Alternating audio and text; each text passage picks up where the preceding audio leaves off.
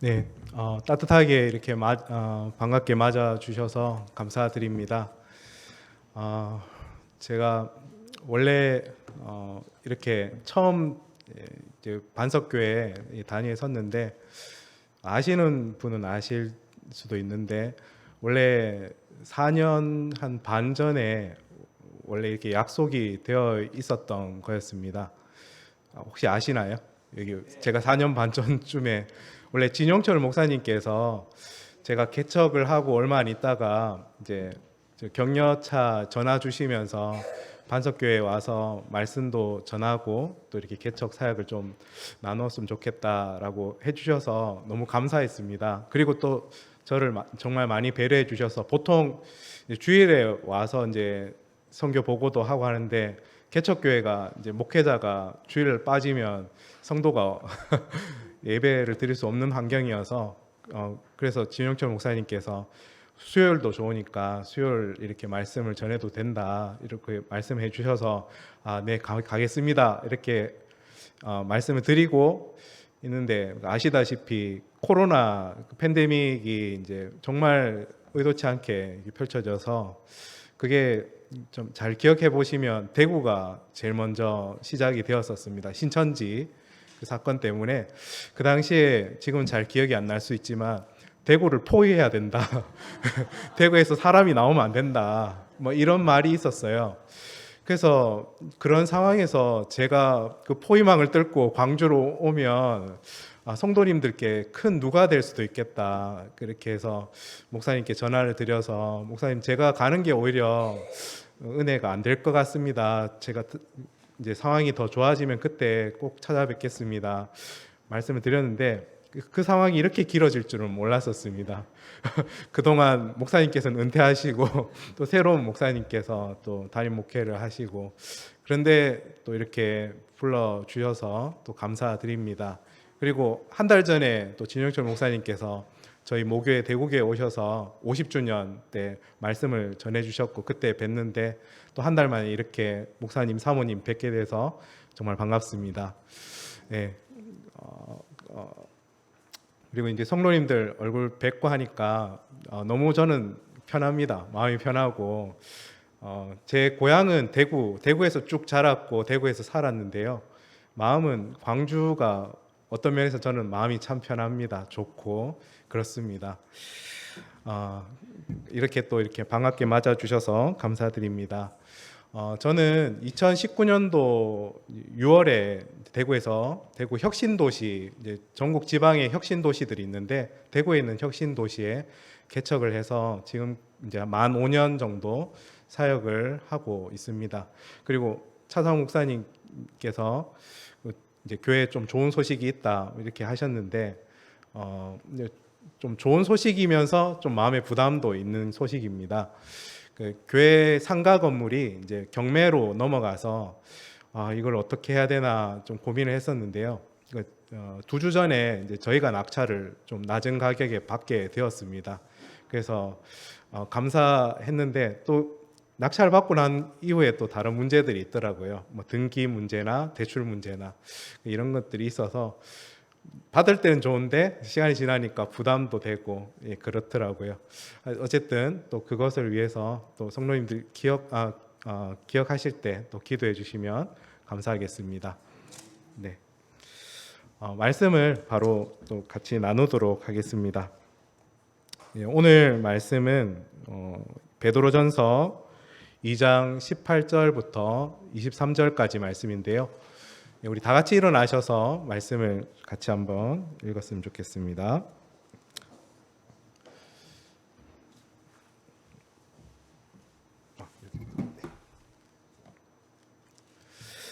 네, 말씀을 우리가 한 목소리로 다 같이 읽도록 하겠습니다. 시작. 종들아 모든 두려움으로 너희 주인들에게 복종하되 선하고 부드러운 자들께뿐 아니라 까다로운 자에게도 그리하라. 사람이 부당한 일을 당하고도 하나님을 의식함으로 고통을 견디면 이것은 감사할 일이나 너희가 너희 잘못으로 인하여 매를 맞고 참으면 그것이 무슨 영광이냐. 그러나 너희가 잘 행하고도 그것으로 인해 고난을 당하고 끈기 있게 그것을 견디면 이것은 하나님께서 받으실 만한 것이라. 참으로 너희가 심지어 그 일을 위해 부르심을 받았나니 그리스도께서도 우리를 위해 고난을 당하심으로 우리에게 본을 남기사 너희가 자신의 발자취를 따라오게 하셨느니라. 그분께서는 죄를 짓지 아니하시고 입에 교활함도 없으시며 욕을 당하시되 맞대어 욕하지 아니하시고 고난을 당하시되 위협하지 아니하시며 오직 의롭게 심판하신 분에게 자신을 맡기시고. 아멘. 이 시간 잠시 말씀을 두고 기도드리겠습니다. 하나님 아버지, 감사합니다. 대구에서 또 이곳 광주 반석교회에서 또 하나님의 말씀을 이렇게 나눌 수 있는 귀한 기회를 허락해 주셔서 감사드립니다. 이 시간 사람의 입술을 통해서 하나님의 말씀이 전해지지만 이 시간 우리에게 말씀해 주시는 분은 살아계신 하나님이심을 믿습니다. 우리 각각의 심령 가운데 하나님께서 말씀해 주시고 우리 안에 계신 성령 하나님께서 이 말씀의 뜻을 또 각자에게 깊이 풀어주시며 이 말씀을 삶 속에 적용해서 삶 속의 열매들로 주님께 영광 돌릴 수 있도록 도와주시옵소서. 부족한 자의 이 부족함은, 인간적인 부족함은 주님 감춰주시고 하나님의 말씀의 영광만 드러나게 하옵소서. 감사드리며 예수 그리스도의 이름으로 기도드립니다. 자리에 앉으시겠습니다.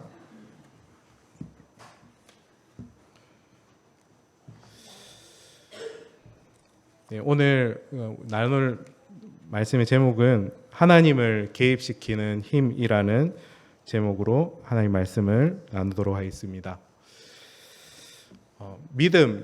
믿음이라고 하면 뭐라고 생각하십니까? 히브리서 11장 6절 말씀에는 이렇게 말씀합니다. 믿음이 없이는 하나님을 기쁘시게 하지 못한다라고 하십니다. 믿음이 없으면 하나님을 기쁘게 할 수 없다라고 합니다. 반대로 말하면 믿음을 가지고 하나님을 기쁘게 할 수 있다라는 것입니다. 그렇다면 믿음이 뭐길래 그 믿음이 하나님을 기쁘시게 할 수 있겠습니까? 말씀해 보면 믿음이 없이는 하나님을 기쁘시게 하지 못하나니 그분께 가는 자는 반드시 그분께서 계시는 것과라고 합니다. 믿음은 하나님이 계시는 것을 믿는 것이죠. 하나님이 역사하시는 것, 하나님이 존재하시고 하나님이 계시는 것을 믿는 것이 바로 믿음입니다. 그리고 또 그분께서 부지런히 자신을 찾는 자에게 보상해 주시는 분인 것을 믿어야 된다. 그러니까 하나님께서 계시는 것을 믿는 것이 믿음이고 또 그 하나님께서 계시는 그 하나님께서 보상해 주시는 분, 바로 심판하시는 분, 모든 것을 주관하시는 분이다라는 것을 믿는 것이 믿음이다라는 것입니다. 그래서 믿음을 가지고 하나님을 기쁘시게 할 수 있고 반대로 믿음이 없으면 그 사람이 어떤 많은 것을 가지고 있다고 하더라도 결코 하나님을 기쁘시게 할 수가 없는 것입니다. 교회에 많은 헌금을 하고 정말 열심히 봉사하고 한다고 할지라도 그에게 그 믿음이 없다면 하나님이 계시는 것과 그분께서 보상해 주시고 다스리신다는 그 믿음이 없으면 결탄코 하나님을 기쁘시게 할 수가 없는 것입니다. 그래서 믿음이라는 것은 하나님이 계신다라는 것을 믿는 것이고 그런 면에서는 믿음은 우리 모든 삶 속에 하나님이 계시다라는 것을 우리 삶으로 고백을 해야 되는 것입니다. 우리가 겪는 일상의 삶 속에서도 하나님이 계신 것을 고백해야 되고 우리의 인간관계 속에서도 그 속에서도 하나님께서 계시다라는 것을 드러내야 거기서 하나님을 기쁘시게 하실 수 있을 줄로 믿습니다.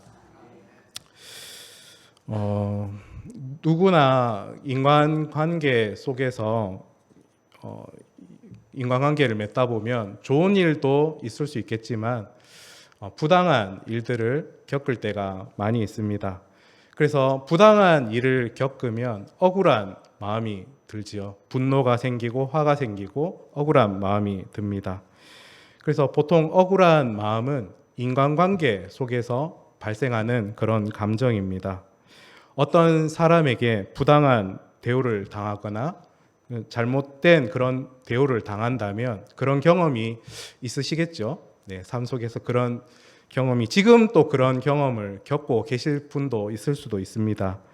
그렇다면 당연히 인간적인 그런 감정은 억울한 감정이 생기는 것입니다. 그런데 억울한 마음이 있다라는 것은 그 억울한 마음을 들게 한 사람과 인간관계에 문제가 있다라는 것이죠. 그래서 억울한 감정이 생기는데, 그럼 이런 억울한 마음이 생겼을 때 우리 그리스도인들은 이 감정을 어떻게 해결해야 되는지 오늘 말씀을 통해서 우리가 한번 나눠 봤으면 좋겠습니다. 오늘 우리가 봤던 첫 번째 18절 말씀에 보면 이렇게 말씀합니다. 종들아, 모든 두려움으로 너희 주인들에게 복종하되 선하고 부드러운 자들에게뿐만 아니라 까다로운 자들에게도 그리하라. 종들아라고 이렇게 말씀합니다. 지금은 노예 제도가 없기 때문에 어떻게 보면 이 말씀은 지금 시대에 맞지 않는 말씀처럼 들릴 수가 있습니다. 지금은 노예 제도가 없으니까 이건 종들에게 하셨던 말씀이니까 우리에게는 해당이 안 되죠. 지금은 노예 제도가 없지만 2000여 년 전 이 성경이 쓰여질 당시에는 노예 제도는 너무나 당연한 사회적인 제도였습니다.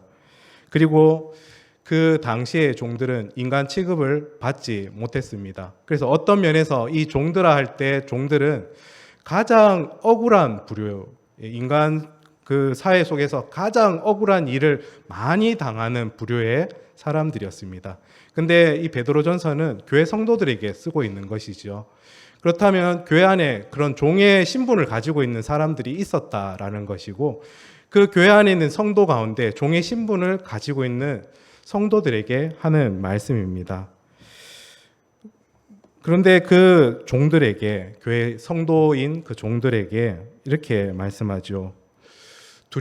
모든 두려운 마음으로 너희의 그 주인들에게 복종하라 라고 말씀을 하십니다. 근데 이 복종하는데 보면 선하고 부드러운 자에게 뿐만 아니라 까다로운 자들에게도 그렇게 하라라고 말씀합니다.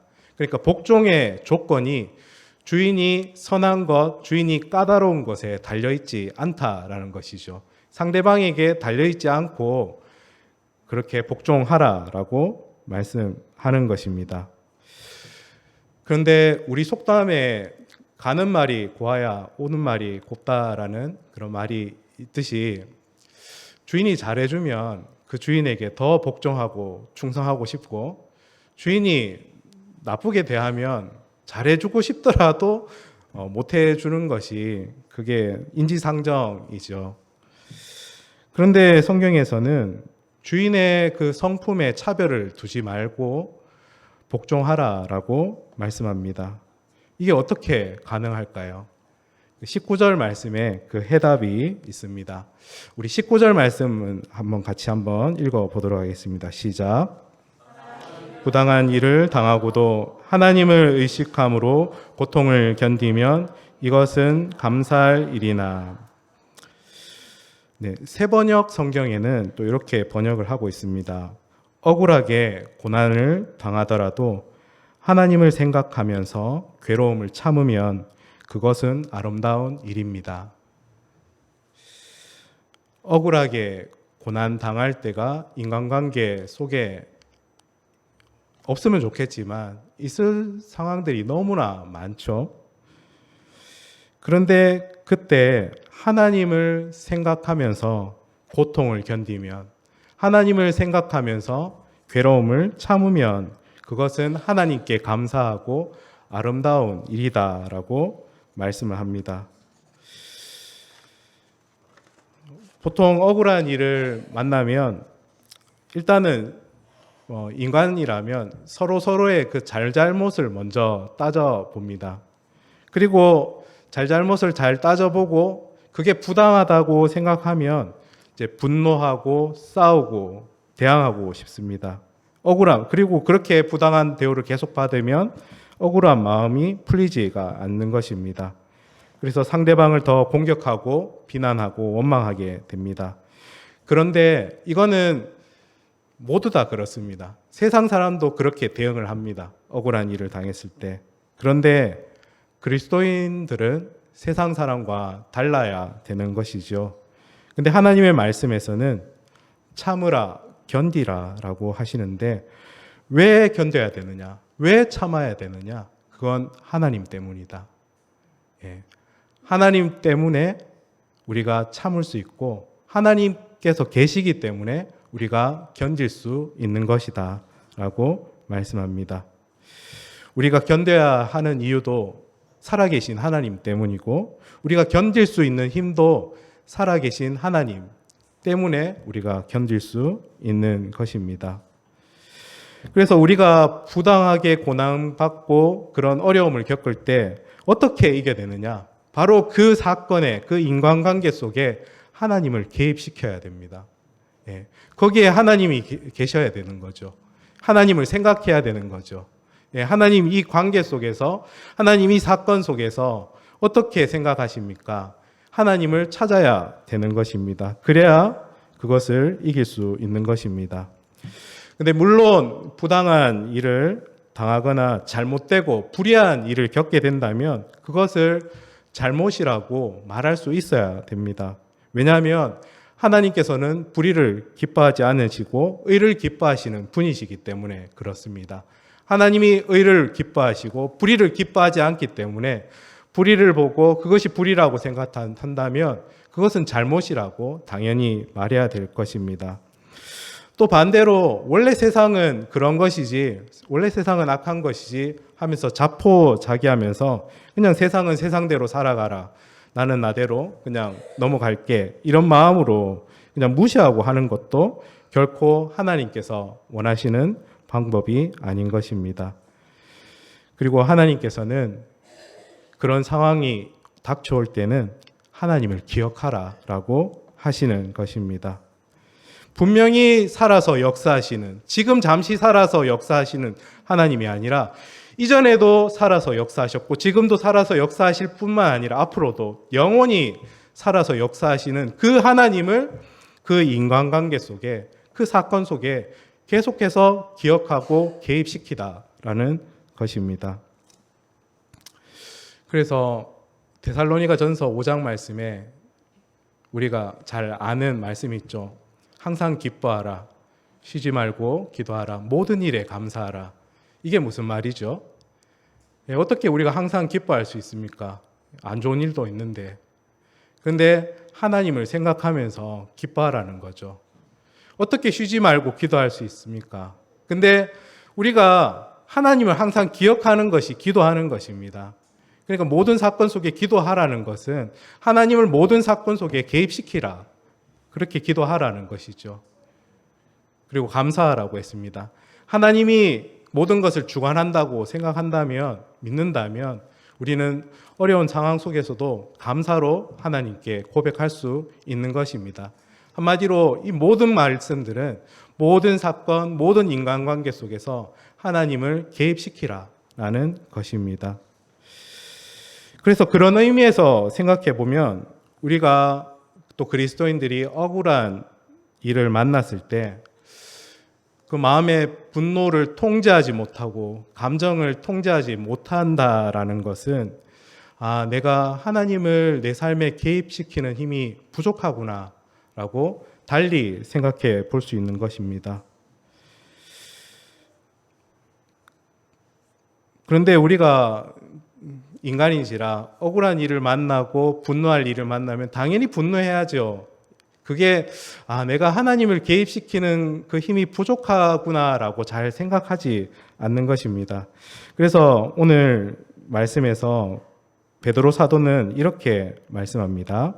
21절 말씀입니다.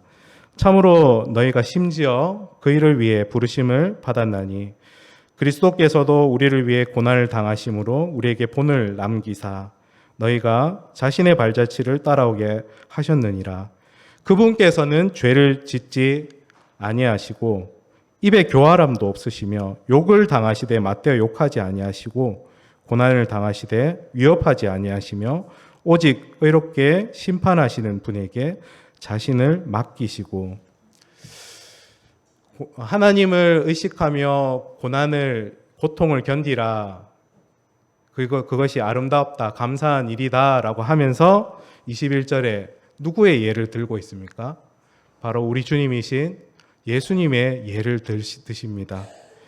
너희가 심지어 그 일을 위해서 부르심을 받았다. 너희 삶 속에 하나님을 개입시키기는 그 일을 위해서 부르심을 받았는데 누구를 기억해야 되느냐? 바로 예수님을 기억하라는 거죠. 예수님이 우리를 위해서 고난 당하셨는데, 우리를 위해서 부당한 일을 당하셨는데 그게 예수님 잘못입니까? 예수님은 죄를 짓지 않았습니다. 예수님의 입술 속에는 교활함이 없으셨다고 했습니다. 예수님은 옳은 말을 하셨지 전혀 거짓말을 하신 적이 없으십니다.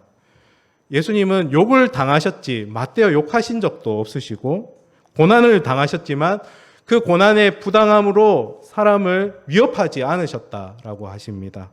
오히려 오직 의롭게 심판하시는 하나님께 아버지께 자신을 맡기시고 그분께서는 십자가의 죽음에 자신을 내주셨던 것입니다. 그리고 우리 주님께서는 21절에 이렇게 말하면 우리에게 본을 남겼다. 본이 뭡니까? 본은 따라하라고 있는 거죠. 네. 본은 따라하라고 있는 것입니다. 우리의 본보기가 되는 사람이 있으면 그 사람을 따라하고 싶습니다. 그런 것처럼 예수 그리스도라는 본을 우리에게 주셨고, 예수님이 그렇게 그 길을 가셨던 것처럼 너희들도 그렇게 따라오라고 우리에게 본을 주신 것입니다. 우리 이번에는 창세기의 요셉의 이야기를 한번 이 시간 잠시 또 살펴보겠습니다. 요셉을 잘 아실 거라고 생각합니다. 요셉이 원래는 이집트에 살진 않았지만, 원래 가나안 땅에 있었지만 이집트로 가게 됐습니다. 왜 가게 됐습니까? 형들에게 시기 질투를 사서 17살의 나이로 이집트로 갔습니다. 요셉이 뭘 잘못해서 간 걸까요? 아닙니다. 부당한 대우를 받았죠.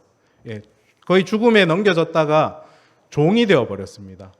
아버지의 가장 사랑받는 아들이었는데 갑자기 이집트에 종살이를 하러 가게 된 것입니다.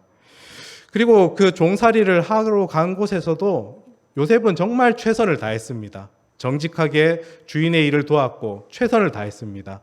하나님께서 그 집에 은혜를 베푸셨고 모든 것들이 잘 되게 하셨습니다. 그런데 요셉은 거기서도 부당한 대우를 당합니다. 여주인이 그를 좋아했는데 그가 여주인의 사랑을 받아주지 않았던, 그건 정당한 것이죠. 그리고 요셉은 그것이 하나님 앞에 죄라는 것도 알았기 때문에 거부했습니다. 죄를 지으라고 하는 유혹에 대해서. 죄에 대해서 거부했다고 해서 그는 오히려 종살이에서 이제 죄인의 몸이 되었던 것입니다. 우리가 요셉의 삶을 살아보지 않아서 모르겠지만, 만약에 내가 요셉처럼 그렇게 대우를 받았다면 아마 미치고 팔짝 뛰었을 것 같습니다.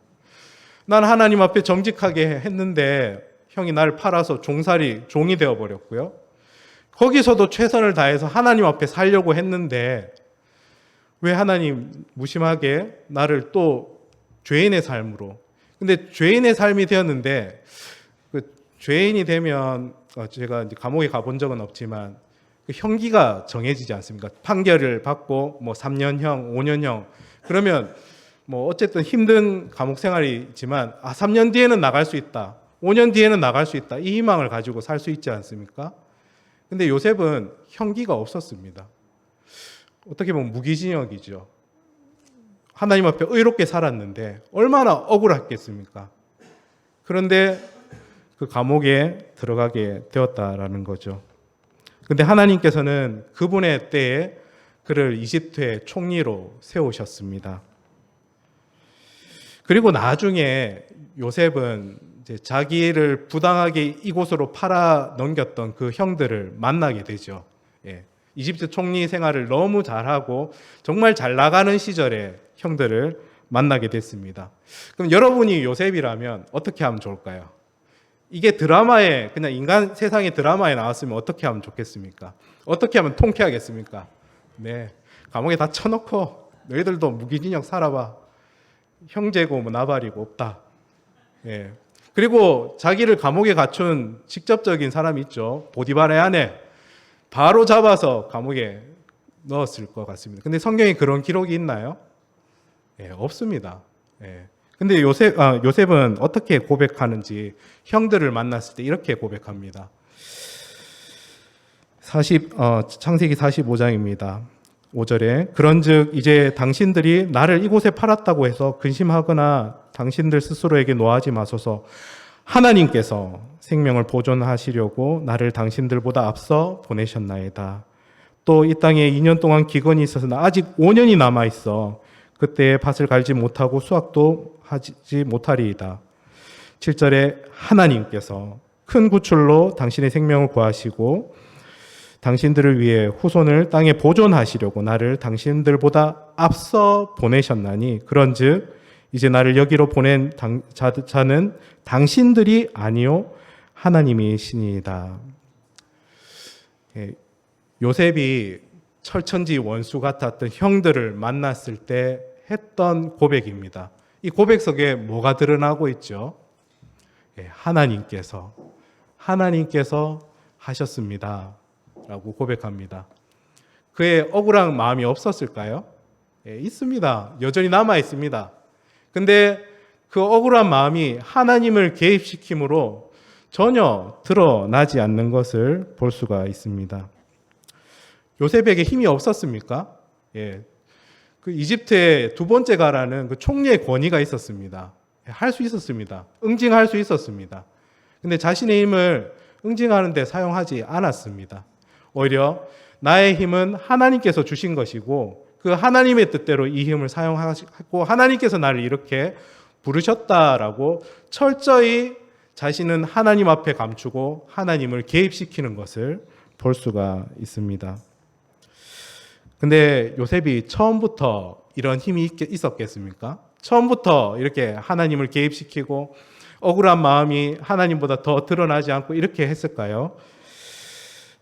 시편 말씀을 한번 보도록 하겠습니다. 시편에는 이렇게 기록하고 있습니다. 시편 105편입니다. 16절. 또한 그분께서 기근을 불러 그 땅에 임하게 하사 빵 지팡이를 전체를 부르뜨리셨도다. 그분께서 한 사람을 그들보다 앞서 보내셨으니 곧 요셉이라. 그가 종으로 팔렸도다. 그들이 그의 발을 족쇄로 상하게 하고 그를 쇠 안에 넣어두되 그분의 말씀이 임할 때까지 그리 하였도다. 주의 말씀이 그를 단련하였도다. 아멘. 이집트 땅에, 가나안 땅에 기근이 임했을 때 그게 하나님께서 하신 역사라고 했습니다.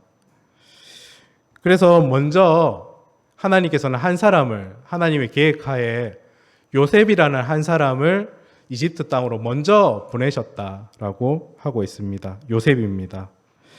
하나님께서 그 종으로, 형들이 종으로 팔았지만 그 안에 하나님의 계획이 있었다라는 것이죠.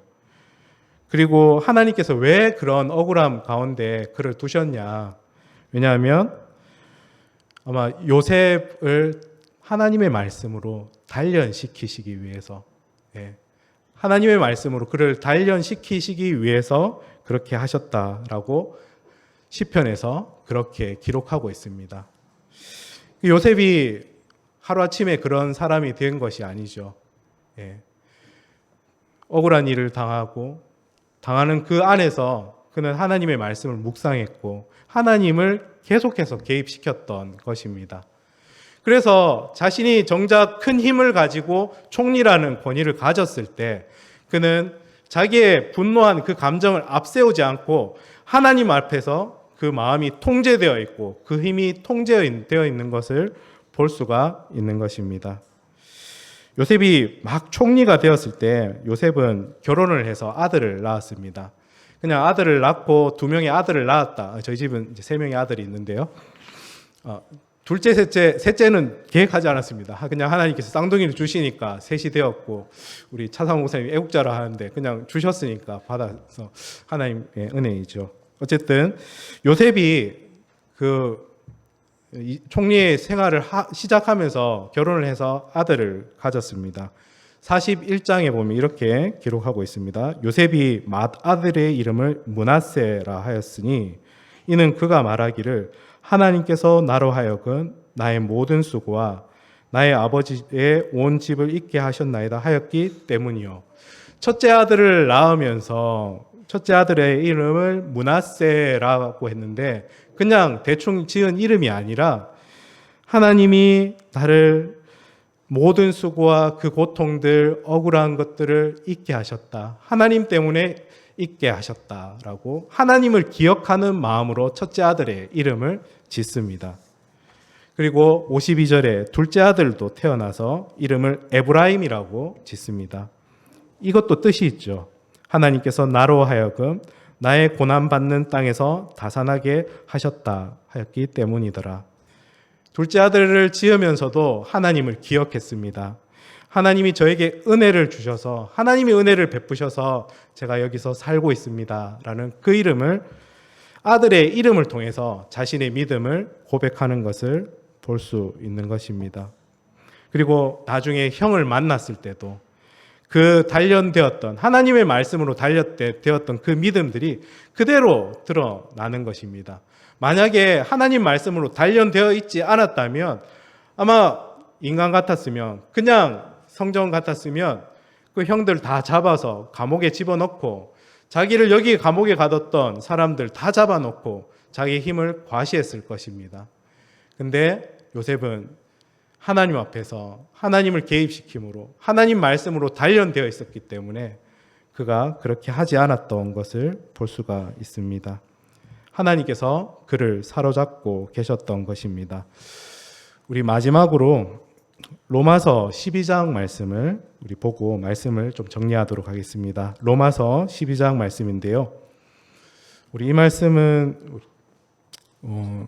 제가 한 절 읽고 우리 성도님들 한 절 읽고 나눠서 한번 읽도록 하겠습니다. 12장 14절입니다. 너희를 핍박하는 자들을 축복하라. 축복하고 저주하지 말라.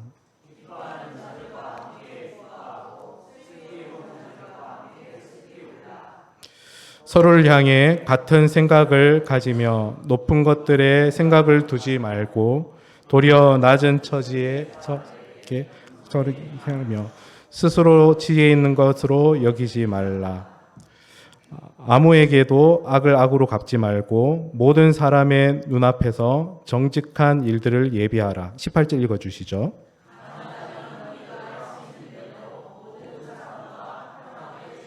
19절 제가 읽겠습니다. 극진히 사랑하는 자들아, 너희 스스로 원수를 갚지 말고 도리어 진노하심에 맡기라. 기록된 바 원수 갚는 일은 내 것이니 내가 갚으리라. 주가 말하노라 하였느니라. 20절이요.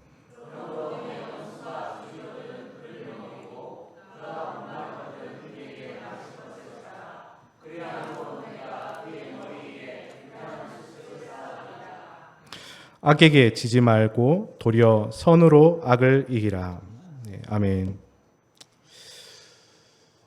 하나님 말씀에서 너희를 핍박하는 자들을 저주하라.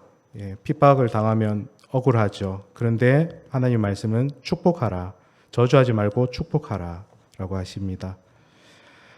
아무도 악을 악으로 갚지 마라. 그리고 모든 사람들의 눈앞에서 정직한 일들을 예비하라. 가능하다면 모든 사람들과 화평하게 지내라 라고 하십니다. 그러면서 19절 말씀에 극진히 사랑하는 자들아 너희 스스로 원수 갚지 말라. 도리어 하나님의 진노하심에 맡기라. 하나님께서 심판하시는 분이시니 그 일을 하나님께서 하실 것이니 그 심판자의 자리에 너희가 서지 말고 그 심판자의 자리는 하나님께 내어드리고 너희들은 하나님의 명령에 복종하라는 것이죠. 그래서 원수가 혹시 목마르면 그를 먹이고 마실 것 주라.